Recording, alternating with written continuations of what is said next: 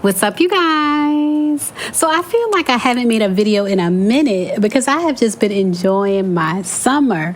This warm weather is not going to go by without me getting out the house and enjoying it, especially during this pandemic. But I wanted to come today and share with you some trouble that has been brewing between Aaliyah's estate and Aaliyah's uncle, who is relaunching Blackground Records. And I also want to share with you new allegations regarding exactly how Aaliyah was forced to board that fateful flight 20 years ago this month. So let's start with what's going on with Aaliyah's music and her uncle, Barry Hankerson. Pitchfork.com reports much of Aaliyah's most popular music is notably unavailable to stream.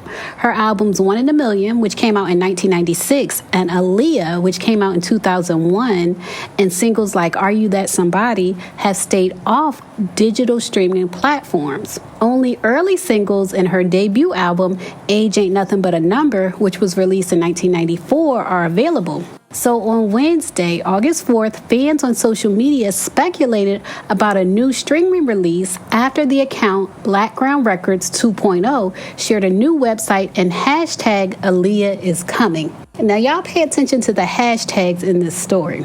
The original Blackground Records released the majority of Aaliyah's music and was owned by Aaliyah's uncle and former manager Barry Hankerson.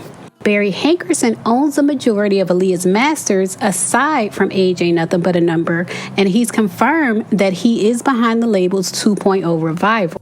So, surprisingly, the estate of Aaliyah shared a statement on Wednesday which detailed how it has, quote, battled behind the scenes, enduring shadowy tactics of deception with unauthorized projects targeted to tarnish. And so the statement criticized an unnamed, unscrupulous endeavor to release Aaliyah's music without any transparency or full accounting to the estate. Full accounting. So these people trying to stay professional with it in the way they're wording their statements, but y'all know what that means when they say there's been no transparency or full accounting to the estate.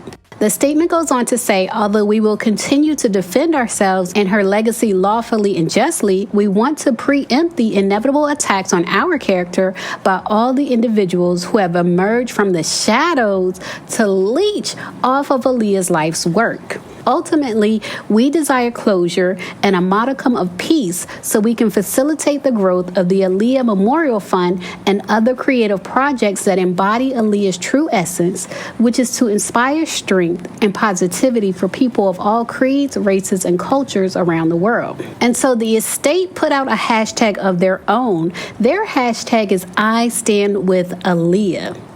And that tells you something right there. And Missy Elliott retweeted the estate's tweet. Now, you guys, keep in mind, earlier this year, the estate put out a statement saying, quote, while we share your sentiments and desire to have Aaliyah's music released, we must acknowledge that these matters are not within our control and unfortunately take time.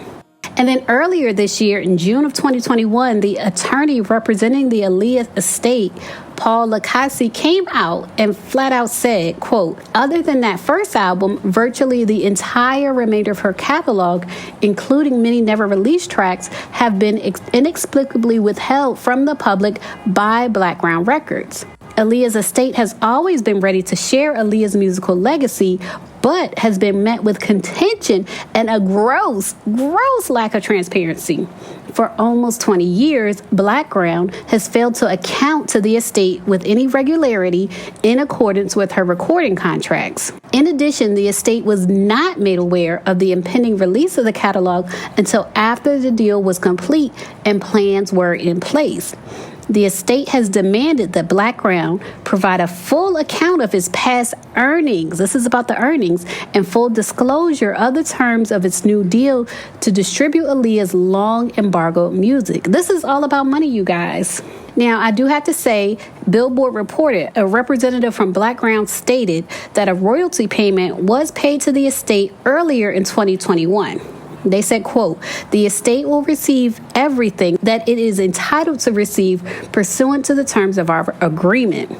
Blackground has shared our rollout plans with representatives for the estate and provided them with the opportunity to participate and provide input, and the estate elected not to do so.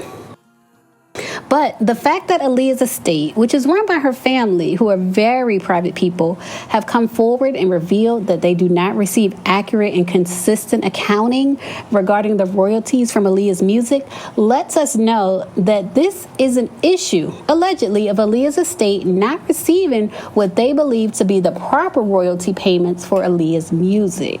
And in my humble opinion, for Aaliyah's family to come out and say that, and specifically say that there are people that want to leech off Aaliyah's music royalties, means things are really bad.